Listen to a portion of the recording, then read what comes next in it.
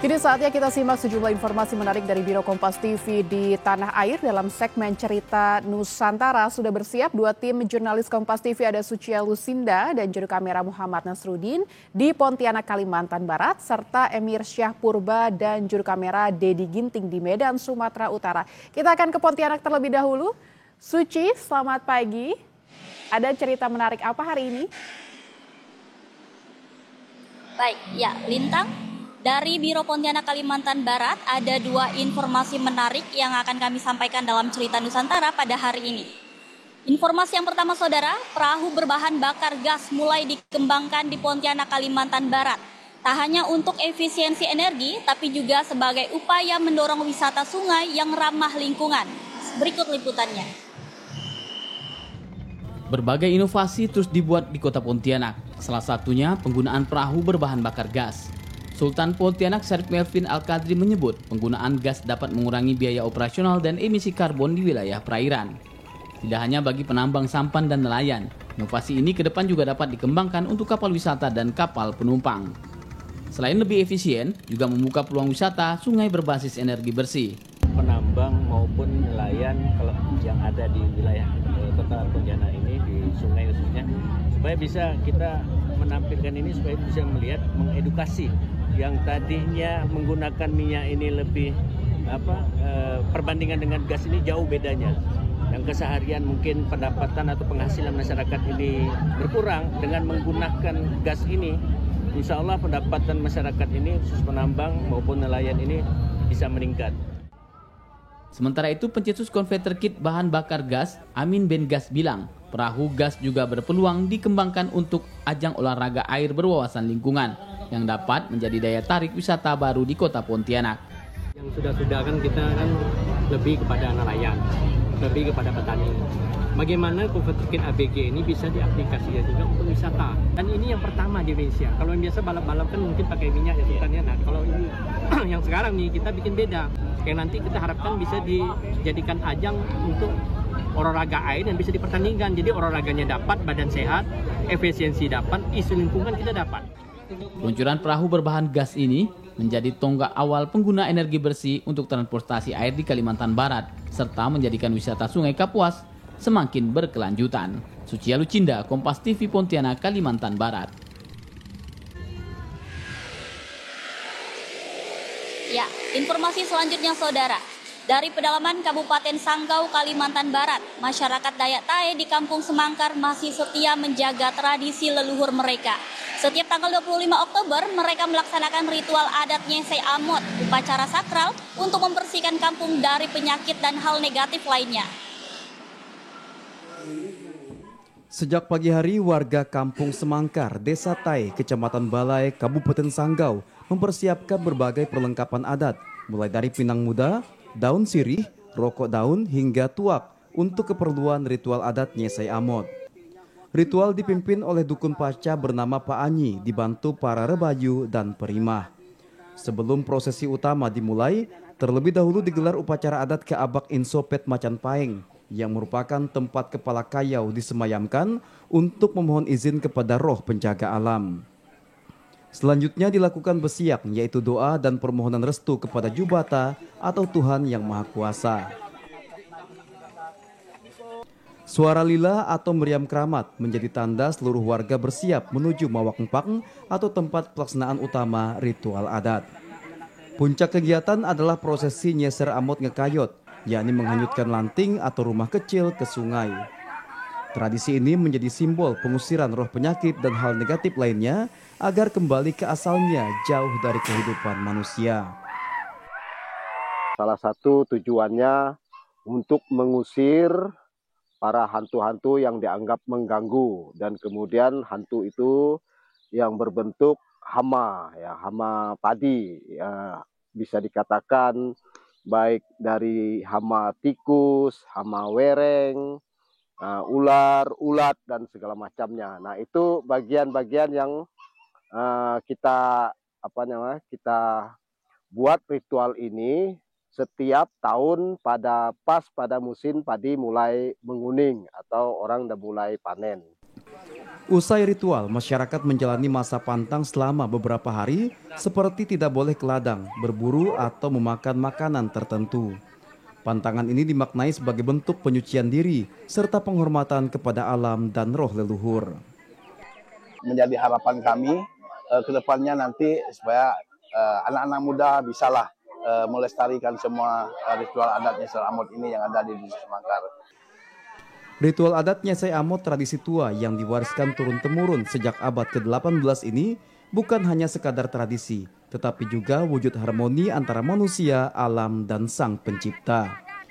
Untuk membantu memperkuat pengetahuan lokal serta mewariskannya kepada generasi muda, sejak tahun 2016, masyarakat Dayak Tae mendapat pendampingan dari Pusat Penelitian dan Pengembangan Dayakologi. Tim Liputan Kompas TV, Sanggau, Kalimantan Barat. Ya, demikian cerita Nusantara dari Biro Pontianak Kalimantan Barat bersama saya Sucia Lucinda dan kamera Nasrudin. Kembali ke studio Lintang. Baik, dari Pontianak kita akan bergeser ke Medan, Sumatera Utara. Sudah bersiap Emir, silahkan, ada cerita menarik apa hari ini? Ya, selamat siang Lintang dan juga saudara dari Kompas TV di Medan. Ada dua informasi menarik yang akan kami sajikan kepada Anda dalam segmen cerita Nusantara hari ini. Informasi pertama, Lintang dan juga saudara, wisata kebun anggur di kaki Gunung Sinabung, Kabupaten Karo, ramai dikunjungi warga. Selain pemandangan indah, pengunjung juga mendapatkan edukasi tentang tanaman anggur. Penasaran seperti apa? Berikut informasinya untuk Anda. Berawal dari peristiwa COVID-19 beberapa tahun lalu, petani di lingkar kaki Gunung Sinabung, Kabupaten Karo, Sumatera Utara mulai mengelola kebun edukasi anggur. Kebun edukasi yang diberi nama Jeep Farm ini merupakan kebun anggur terbesar di Sumatera dengan 10 varietas anggur, menggunakan sistem greenhouse agar hasil dan kualitas meningkat, serta mengoptimalkan pertumbuhan tanaman dan terhindar dari gangguan hama. Para petani juga berhasil mengembangkan varietas anggur di ketinggian 1000 meter dari permukaan laut. Seiring perkembangannya, kini kebun edukasi ini menjadi lokasi wisata baru. Pengunjung mengaku senang dapat melihat langsung anggur segar tumbuh di dataran tinggi. Dari Tiga Binangan. Ini kesini ngapain nih, Kak? Nengok buah anggur. Gimana, Kak? Melihat langsung ini, Kak? Iya, cantik kali lah. Perlu dibudidayakan ini. Manis sekali, tadi kucuri satu. Manis sekali. Iya. Seneng gak, Kak, adanya edukasi tanaman di wilayah Karo nih, Kak? Senang kali lah, Bang. Iya kan, ini nanti kan udah bisa nanti petani-petani yang lain pun diajari kan. Jadi kan menambah income petani. Cocok juga lah. Sementara pemilik kebun anggur Cipta Meliala menyampaikan dengan adanya kebun anggur ini dapat kembali memotivasi para petani untuk kembali semangat berkebun pasca bencana di lingkar Sinabung. COVID yang kemarin, tahun 2019, kita beralih dari usaha buah dan memulainya ke usaha pertanian. Oke, siap. Bang, ini menarik, Bang. Pertanian di sini kita mengembangbiakan anggur yang saat ini kalau kita lihat sedikit tumbuh di dataran tinggi nih, Bang. Seperti apa nih? Suka dukanya atau seperti apa nih, Bang? Sebetulnya anggur ini bagusnya di MDPL 600 sampai 900, tapi kita mencoba kita di MDPL 1300 supaya bisa untuk inovasi, untuk bergerak bidang pertanian, untuk sekaligus untuk memperbaiki ekonomi sekitaran wilayah-wilayah di dataran tinggi, khususnya di daerah Gunung Sinabung.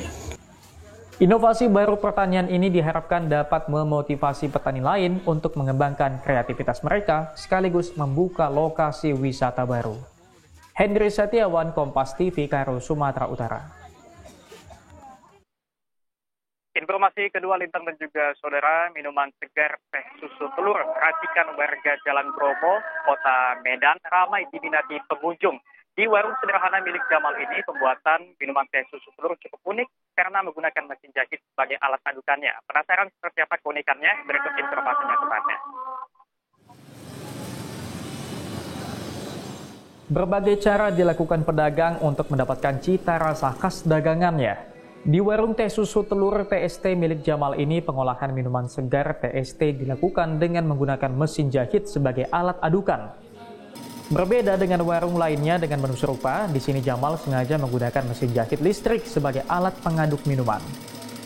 Selain rasa, cara pengolahannya juga unik dan berbeda dengan pedagang lainnya. Putaran cepat mesin itulah yang menciptakan buih lembut dan rasa khas yang sulit ditiru.